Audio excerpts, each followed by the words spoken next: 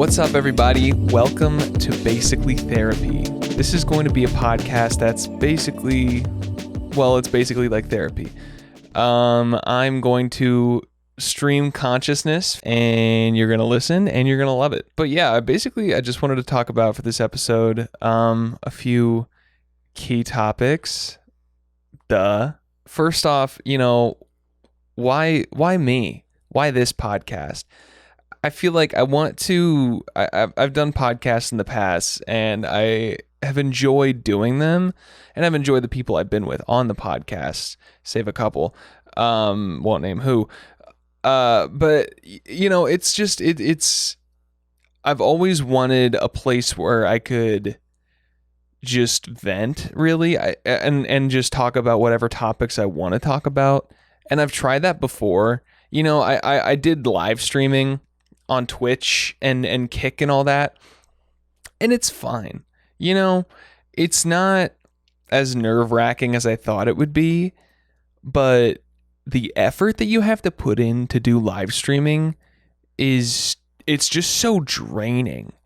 Like with a podcast, you can pause and edit out any breaks you need, but with live streaming, you're on, dude. Like, you can take breaks, you can do the be right back button, but it's so much more effort to constantly be checking like is there anybody chatting? No, there definitely isn't. Nobody's watching, but I also have to be like gaming, and I have to be talking, and I have to be looking around at everything. And granted, I am looking at 3 different things: the monitor, the camera, and the other camera, but it just feels different because I don't feel the pressure of being seen right now. Says the guy that has 2 cameras on him, a monitor, and like 6 lights. But beside that, like I feel like I'm ready to do a podcast by myself and just edit myself and create my own brand, and just talk with you guys and see what's going on in the world outside my bubble. That's not really what we're going to be doing. I'm just yapping. I think a title of the show that I was thinking of, is that really what an alternate title for this show was just going to be? Just yapping or Ben yapping for 30 minutes. But yeah, so with live streaming, I did it originally in 2021. That was the first time I started live streaming. I think my first stream was on like over my Xbox, and it was just like it led me into like wanting to do it because I was like, oh my gosh, it's such a rush. You're live, you're there. People can watch you. They probably won't, but they can watch you. And having that pressure is like kind of exhilarating, but at the same time, also horrifying.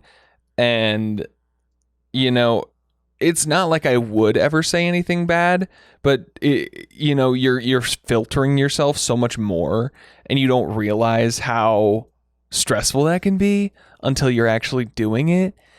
And the pressure's on you, even though nobody cares. It's like an internal thing. And I praise the people who are able to do it and not have those feelings of like, horrible dread that something could go very wrong, and you could just, be done. That's it. I don't know. It's I don't know. I'm stupid.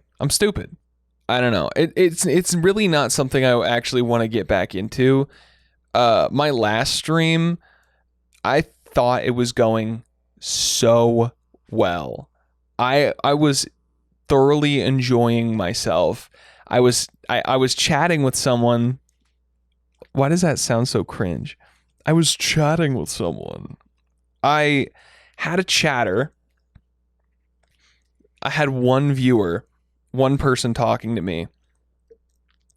And it was going great. Like, they were talking, they were asking questions, they were contributing to the stream, even though it was just one person. And I was like, something about this is like getting too good to be true. And all of a sudden they start being like, art is my passion. And I was like, okay. Weird thing to say, but okay. And they were like, I just love graphic design. I love it. I was like, this really has nothing to do with Sea of Thieves, but okay. Um, and then they were like, I'm so glad that art is my job. So glad that art is my job. I was just like, uh yeah, that's so cool. What's your job? They were like, oh, I'm a graphic designer for streamers. I was like, wow, that's so what a coincidence that, I'm a streamer. And they were like, "Oh, why don't you have any custom artwork for your channel, for your Twitch channel?" And I was like, "I do. I do have that. But like I don't know, is it not good?" And they were like, I can send you some samples over Discord. And stupid me, I was thinking like, this is an actual person. They're being genuine. They actually want to make me something. And I understand graphic designers. I'm a graphic designer. You know, they need to get paid for their work. So I was like, okay, I'll consider it. I'll consider commissioning someone to make something for me, because I'm a streamer now. I'm a professional streamer. I need to do something, get my name out there. So maybe say this person does graphic design for me, they spread my channel around, so I was like, yeah, sure, you can send me something over Discord. And then they sent me their samples. They were fine. I'm not gonna say they weren't good because of what I'm gonna say next, but I was like, yeah, they're cool, yeah, awesome. And they were like, I really see like a vision for you and your channel. Like I see the artwork in my head already. Do you think like it'd be cool if it was like pirate themed, since I was playing Sea of Thieves? And I was like, oh, well, I'm not really planning on like just playing Sea of Thieves, maybe like, I don't know, something like adventure themed or like action adventure RPG themed and all that. And she was like, yeah, that's so cool. So like, how much are you willing to pay? Because I only want to, I don't want to charge too much, because art isn't about the money, it's about the art, or something like that. Something, cliche like that.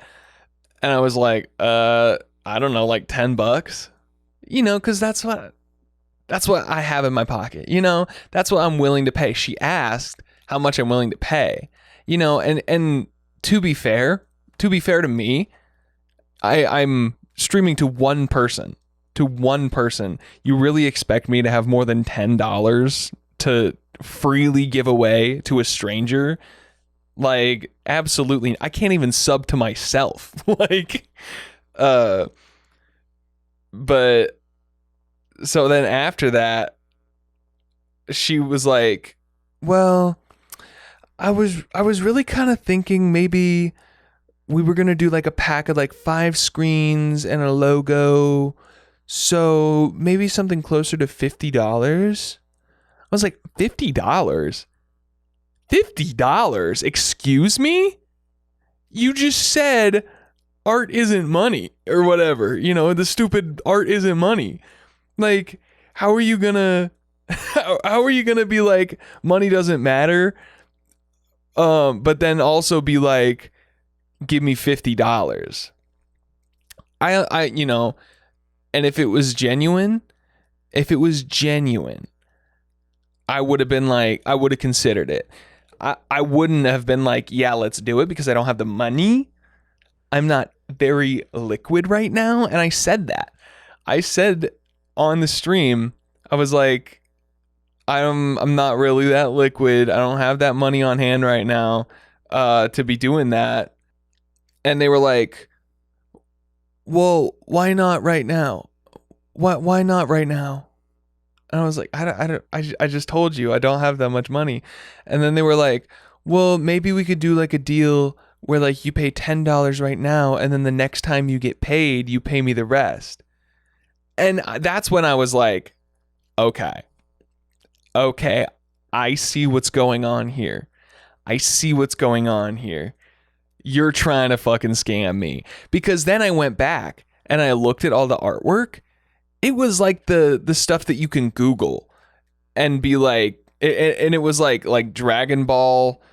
It was like a Dragon Ball character on like a purple background, and then it had like a Twitch user's name under it, which, you know, total copyright infringement. But that's not I didn't say it.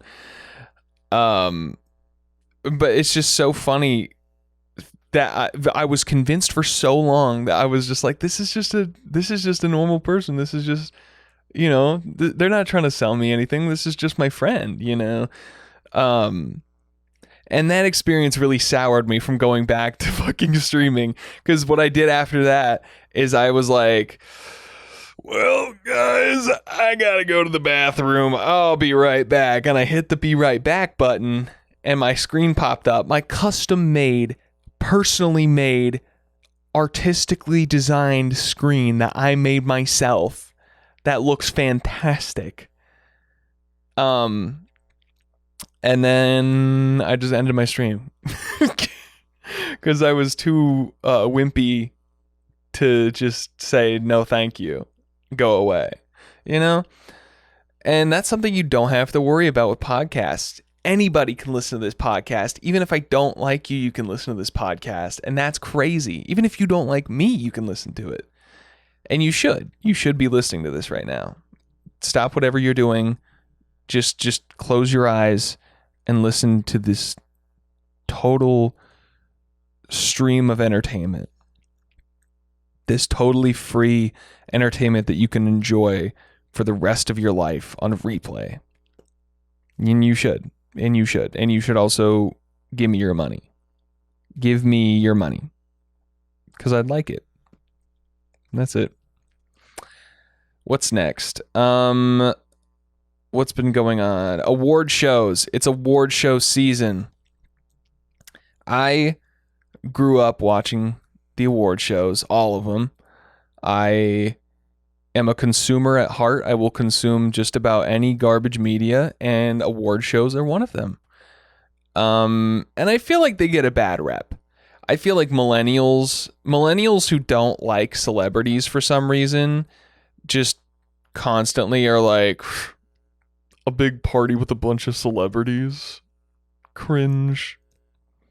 And it's like, okay, I'm so sorry that I think Bradley Cooper's cool, or that I think Seth Rogen is my daddy, you know? It's just like, what, you know, people are just so negative about things for no reason. And it's not like people don't have reason to be upset about oh my God. It's not like people don't have reason to be upset about award shows. I completely understand that there's a lot of biases, a lot of racial biases as well. That's like complete bullshit. And it's not a new thing. I mean, I remember in like 2015 when Chris Rock hosted the Oscars. I think it was Chris Rock. When he was basically just roasting the Academy the whole time for not having like a black host. I think that's what it was. I don't really remember. But yeah, so I completely understand why people wouldn't like award shows, but for me, they're my bread and butter. They're what get me through my year. You know, I consume the media that they tell me to, you know, their required reading list. That's basically what it is. It's just, I like the Oscar movies. I know a lot of people think they're pretentious, but I really like Oscar movies because, I don't know, maybe I'm just broken that way, but I like movies that challenge me, and I like movies that are hard watches. And that's Oscar bait, baby. That's number one. That is A1 in my book, baby. And some years are better than others. I think this year's kind of a snooze, really. And I think that's why the award shows aren't hitting. Hitting? They're not hitting. Because what? The first one was the Golden Globes. Okay, the Golden Globes are usually not great. I think last year they had Gerard Carmichael. I think that's his name. Gerard Carmichael host. And it was one of the best years ever. Before that, I didn't even care about the Golden Globes. I never even watched them. Like, it's nice that they do movies and TV all in one night. I love that. But before last year or this year, I didn't care. I didn't watch them. But this year, if you'll turn the page back a month, Joe Coy just destroyed it. Okay, let me rephrase that. He didn't destroy the whole show, but that was one of the worst opening monologues I've ever heard. And they are getting worse. I can't say it's the writers or the hosts because I don't know which one it is, but oh my God, it's so bad. What is so hard about writing funny jokes about movies? It's literally like, I'm not saying I could do any better, but like, you know what? Maybe it is hard. Maybe it is very hard because so many people are getting it so wrong. Like, I don't understand why they don't just get Tina Fey and Amy Poehler to do it every single year for every show. Like it and sometimes Jimmy Kimmel does it well. Sometimes he can pull it off, but it's just, I don't know. Joe Coy's monologue was so bad. It was so ridiculously unfunny. And I mean that with love. I mean that with complete love. And as criticism, because I'm not just shitting on Joe Coy. I think he's probably a great person, maybe. Maybe. The jokes that he made and tried to defend were just so... It wasn't punching down, but it was just like kind of ridiculous. The Barbie joke where he said Oppenheimer's about a novel of a dude who made the bomb, and Barbie was a movie about a doll with big boobies. Are you kidding me? That's what you had in your bank, bro? Did you watch the movie? Come on. You've got to be pulling on my leg, dude. That's your idea of a killer Hollywood joke, is that Barbie has big boobies? And it's like, I understand the style of humor he's going for. I'm not a comedy connoisseur, but I understand the audience he was playing for there. And that's not the audience at the Golden Globes. The audience at the Golden Globes is Hollywood elite. They want to laugh, but they don't laugh at those jokes. They like to laugh at each other. So that's why, like, the roasting part of the jokes is the most important part, because they want to laugh at themselves and each other. But when you're just being like, I didn't watch any of the movies. Oppenheimer was so long and Barbie had booby girls. It's just like, come on. Be for real, Like, I don't know. And I guarantee you, I'm not trying to blow air up my own ass. You give me 10 days like Joe Coy had, and I bet I could write better jokes than that. I'm not even a joke writer, and I bet I could do better than that. The Golden Globes after Joe Coy were fine. It wasn't fantastic. It's just kind of boring when all the awards are for the same movies. It's like you have Oppenheimer, uh what, Legend of a Fall? That's not it. Anatomy of a Fall, fucking Barbie and Past Lives that didn't win anything. Even though I haven't seen it, it just looks like a movie I'd really like. um but yeah, all the Oscar bait movies, all the nominations for all the award shows are like the exact same. I don't know. But the Golden Globes are fine. What I have beef with is the Emmys. The Emmys are usually my favorite because I love TV. TV is my bread and butter. It's my everyday. It's what I'm thinking about constantly. I like movies a lot. I love TV. TV is my Lord and Savior. Amen. So when Hollywood's biggest night for TV comes around, and it turns out that this year, maybe it's always been like this, but it was the cutoff time for nominations was, I'm sorry, June of 2022 to May of 2023. Excuse me? When I found this out, because I was watching it and I was like, why are all these shows back on here again? Like the Dahmer show, I'm pretty sure that was 2022. I don't really remember.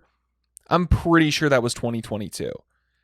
Because I watched it in my last apartment and I'm pretty sure I didn't watch it over the summer. I don't know. Anyway, I was just like, what is going on here? They had all these reunions of shows that I didn't watch, because it was before my time, like Cheers and Martin, and I don't know. It was just awkward, because that's always awkward. Like, what are you even supposed to do? I don't know. Just the event planning was very awkward and very, I don't know, just stiff. I guess that means the same thing.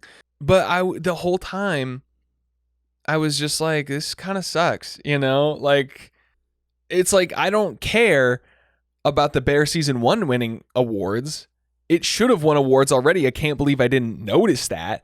But now I have to wait a whole nother year for them to talk about the Bear season 2. The Bear season 2 that was so much better than the Bear season 1. Like, it just makes no sense to me. I hope they figure it out for next year on how to, get all that time back, because now they're going to have to do the second half of 2023 and 2024. And I bet they have their little excuse that, oh, well, there's just so much television to watch in a year. So, blah, blah, blah. You're still doing a year's worth of time. You're just cutting off half of the year. Like, and you say that, but then the general public is able to watch so much TV. You're literally the Academy for TV, and you're not going to have enough time to watch TV?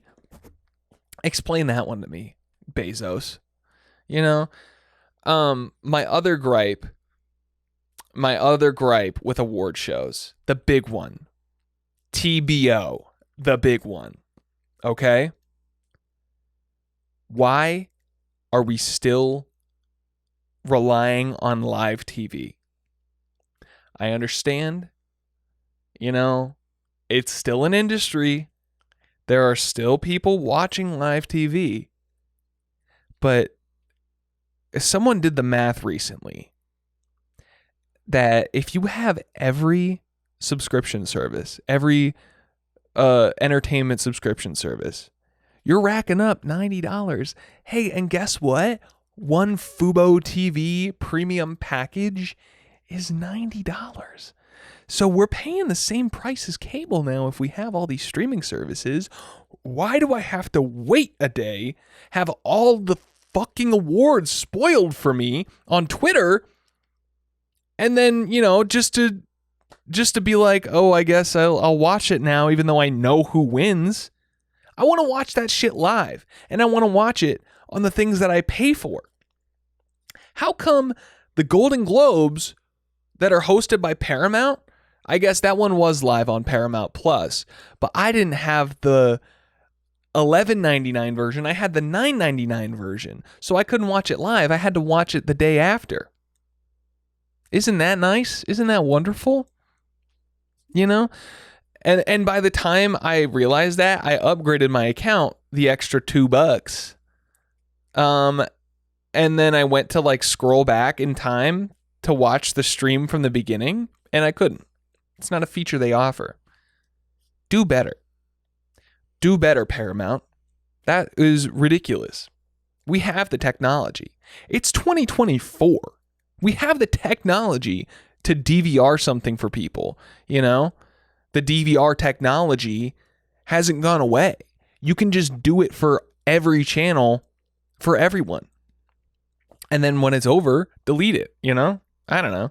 That's just my dumb brain, I guess. My dumb consumer brain.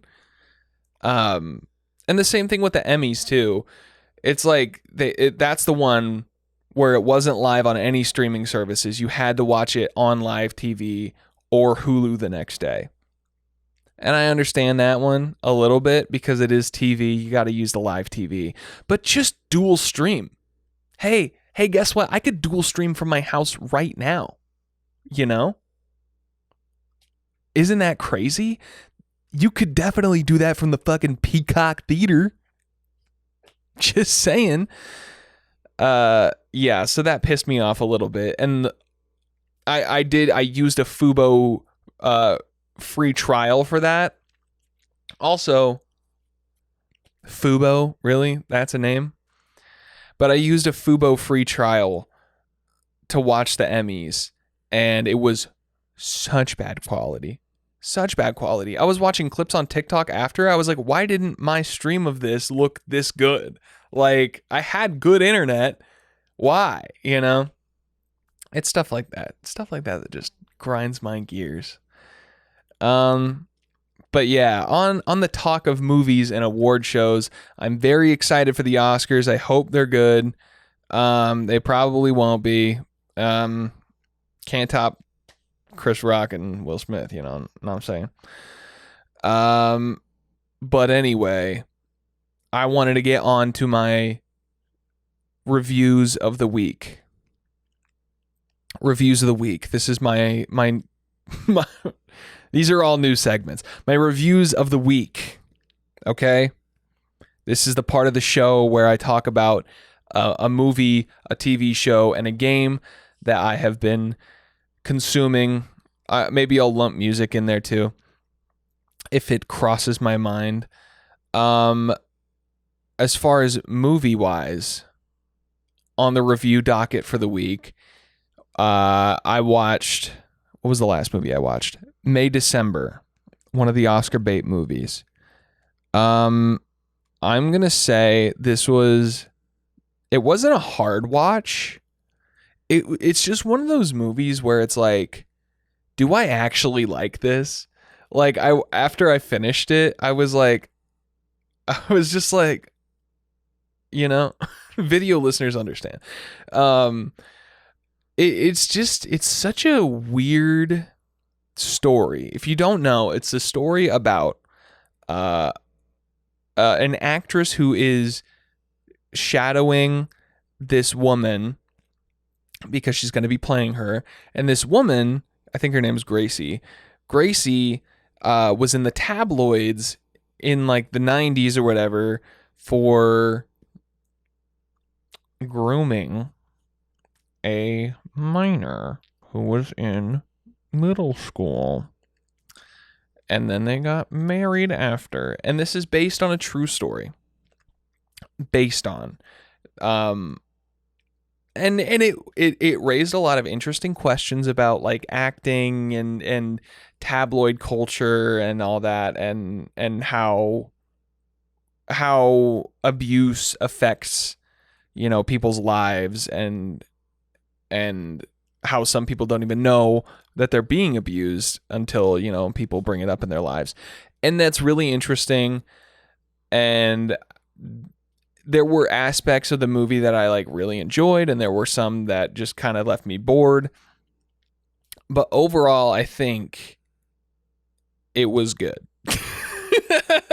That's what I have to bring. No, I think it's worth a watch. It's very inquisitive. I feel like the ending is not very satisfactory, and that's okay, because it'd be weird if a movie like this had a good ending, or, one that makes you feel good because it's about a really messed up situation. I didn't even know it was about that when I went into it. I watched Karsten Runquist, a fantastic movie YouTuber, and he said it was his favorite movie of the year. And obviously, me consumer brain, me go watch movie, me not so like movie. You understand? I was just left so bewildered, and I think I understand the movie now. I'm not gonna get into it, because that'd be spoiling it.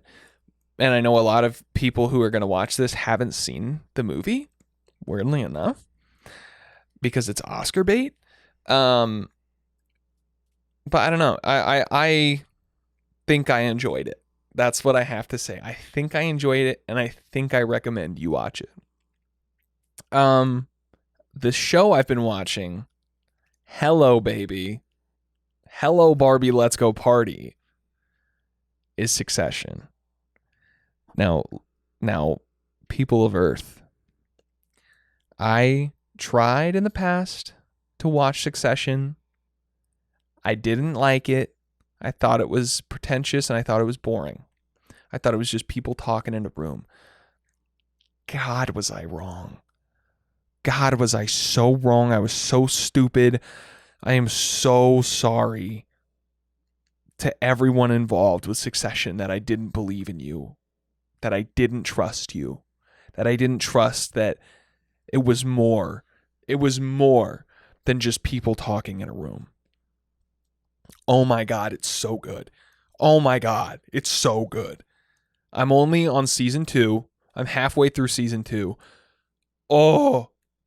And I feel comfortable talking about spoilers with this. I really don't know what I'm going to bring up in spoilers, but just in case. The spoilers for season 1 and half of season 2. I love Succession. I am enthralled. I can't believe I like this show that is about such horrible people, such manipulative people, but it's just so juicy. It's so juicy. And the backstabbing, that's like one of my favorite things in movies, is like a backstab you didn't see coming. I think in the beginning of season 2, when Kendall shuts down that company, and he's like, and the dude's like, "Why did you do this? Why did you do this?" And he's like, "Because my dad told me to.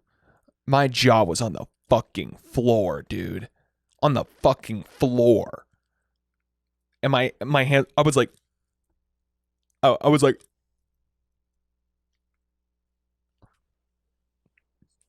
that's not the first time the show has made me do that.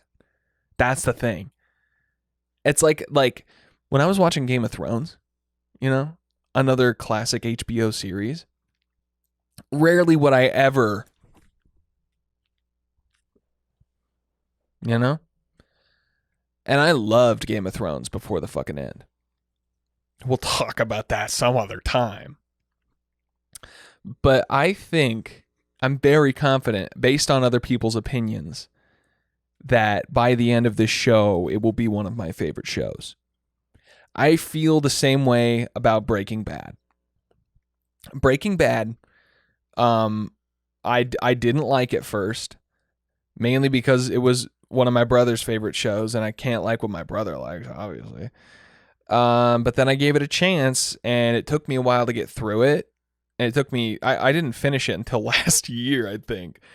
But oh my God, it's so good, and it's one of my favorite shows. It's probably my favorite show, honestly. But now Succession is definitely going to be up there for sure. I just finished the episode where they go to, oh my God, no, I'm so bad with names of companies. They're trying to buy out the one company, and they go to house and they stay with them for the weekend, and it's really awkward, and people are saying shit they shouldn't, and the whole time I was just like, shut the fuck up, stop saying that shit, Logan's gonna be so mad at you. It's like I'm one of the kids, you know? It's crazy. And I don't know how it's gonna end, and I'm on the edge of my seat, and I swear to God, if any of you spoil this shit for me, I'm gonna lose it. I have a prediction that Logan is gonna die in the first half of season 4, or whatever the last season is. I think it's season 4. Just because everyone has been like, he got a nomination for an award, but he's barely in the season. And it's like, you know, I can't be mad at people for saying stuff like that because they're staying on top of it, watching the episodes when they come out. But it's like, dude, leave me a little bit of room to catch up. You know, I just started. But yeah, I'm thoroughly on the Succession train. I'm in love. I very much recommend this to you if you like people talking in a room. I don't know. It's very dramatic. It's very heavy, but it's also funny. And that's my bread and butter. I love a serious topic with some funny added in. That's me, baby. And then a game I've been playing, I got back into Demon's Souls. I can't believe I have been drawn into the Souls world of video games. I never thought that'd be for me. People in high school would always be like, we gotta play Dark Souls, you gotta play Dark Souls. And I was like, no, because I've heard they're hard and I don't like hard games. Guess what, guys? I fucking love hard games now. What the hell? I love hard games now. They are the best. I beat all of Elden Ring. It was the greatest experience in video gaming that I've ever had. One of.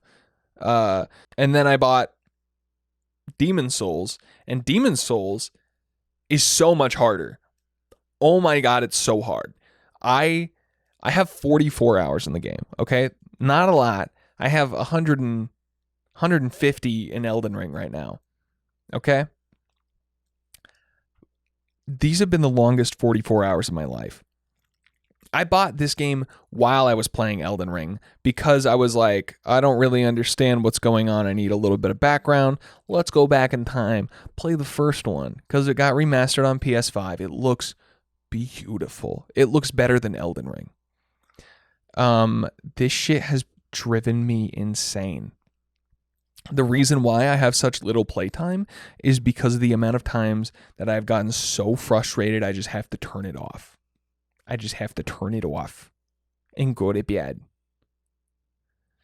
Yeah, it drives me insane, but I love it. Because it's like the risk versus reward thing, you know? You're putting so much on the line. You build up currency by killing monsters, essentially. That's like the whole thing of the game. You're building up currency by killing monsters and progressing through levels. Okay? It's very linear. You fight very hard boss battles and they have significantly more currency, and then you go and use your currency to buff yourself up, to make yourself stronger, or to buy weapons and buff those weapons up. Okay? Now, you're risking a lot going in blind and not like watching tutorials or walkthroughs or anything like that. But the reward when you finally beat that boss, when you're swiping the sweat off your forehead and clenching your controller with the whitest knuckles you've ever with the whitest knuckles you've ever had, and then you just have that release. You just have you know, it's one of the best feelings in the world of like, finally I did it, you know? That's why we like gaming. That's why we play games, you know? It's the challenge, and then it's like doing a good math problem, you know? That's all video games is doing really good math problems. I don't know. How do I relate to everybody? It's like finally getting a recipe right. I don't know. It's just so rewarding. And I love Dark Souls games now. I just also started playing the first Dark Souls game, not Demon Souls. I've been playing that one, if you haven't been listening. Yeah, I just started playing the first Dark Souls game, not really loving it. It is also hard, not my favorite. But yeah, if you've been bored lately with the challenge of other video games, I highly recommend you try it at least. It's not really ever on sale on the PlayStation Store. So I don't know. Watch some videos and see if it'd be something you'd like. If you're someone who gets easily angry at video games, I would not get it.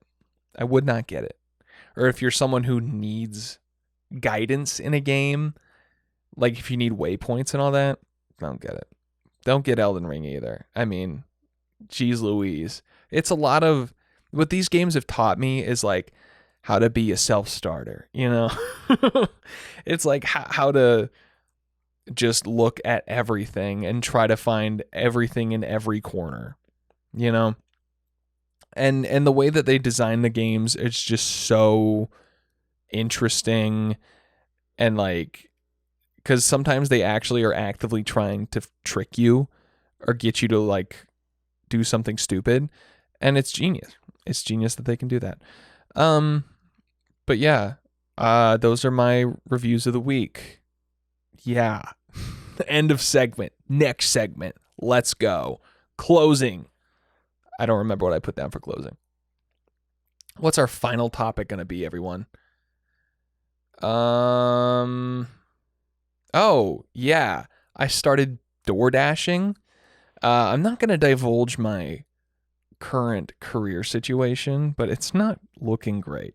It's not feeling great.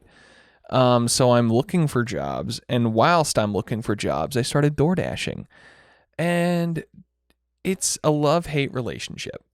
I think it's fun. Just driving around, it feels like a video game. You know, you get your objective, you go do your objective, and then when you finish, there's a next one for you. It's really fun. I'm finding it very hard to have motivation to do it. And that's common with a lot of things that are in my life, like the dishes. But it's like I know I'm gonna get paid for doing it, and it does pay pretty well. I think where I'm at, the average on like a busy night is like $18 an hour. That's not bad. I think my first night I made like $60, $70, and I did like 6 orders. So that's not bad. But at the same time, I don't know. I'm an introvert. I'm very introverted, despite what you've been hearing for the last hour. I think I decided I'm gonna go an hour. Sorry guys. Sorry to switch it up on you.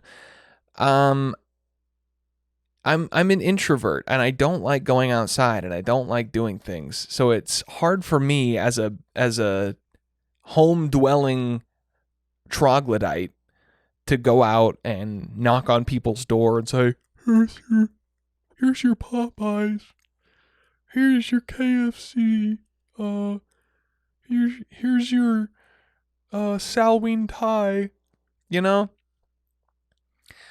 And it's a struggle, because I know I want to go out and make money, and I want money to buy thing, but thing hard to buy when have no money. And money is at DoorDash place. And it's like I enjoyed the time that I did it. So why is it so hard for me to be like, yeah, I'm going to go do it again? Yeah. I don't know. I didn't even have like scary experiences. They were all normal. I just went to the person's doors. Person's doors? What the hell is wrong with me? I went to the people's doors. I either knocked or just left it there. It was fine. That's a lie. That's a lie. One of them was not fine.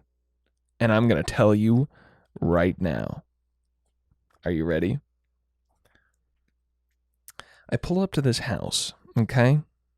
They ordered some Thai food. Now, usually, in a perfect world, when it snows, people scoop their walkways, especially if they order food for someone to come deliver it. Wouldn't that just sound like common sense? Wouldn't that just sound like something you'd do? But anyway, this house decided to not scoop their walkway, and there was like 4 inches of snow. It was all the way like up to my calf. And it's fine sometimes when it's just a little bit of a walk, but it was all the way upstairs, outside, like outdoor stairs, and then onto another walkway, and then up more stairs, and then to their house. Yeah. In 4 inches of snow, hell no. I'm not going to try to climb upstairs. So I try to go around. I try to go on the sidewalk. It's even deeper on the sidewalk. How is that even possible? So all the way up to my calf is completely soaked. And then I finally get to their door, take the picture, and the picture's like, it's angled down a little bit too much. Could you please angle up so we could see their door? Creeps. I think they'll know. They'll recognize their own floor. Sorry, DoorDash. That's just me. Yeah. Other than that, I mean, oh yeah. And then I tried leaving, and I almost busted my ass on the sidewalk because I didn't want to go around again. I just was like, you know what? Screw it. I'll just walk through the snow. I'll walk down the icy stairs. And I did it, and I almost died, but I was fine. I'm here to tell the tale. Do I love DoorDashing? No. Is it money? Yes. Am I gonna do it again? Let's hope. Will I? That's for the birds, baby. Well, I don't think this is gonna completely equal an hour, but you know what? Let's call it an hour. Let's call it a day. It's been a great sesh. Welcome. Shut the fuck up. Thank you for checking in with me. I've been your host, Ben. This has been basically therapy, and I hope you had a therapeutic experience, because Lord knows I did. And on that note, I guess I'll be seeing you someday other than right now. Maybe tomorrow. Maybe not. Bye.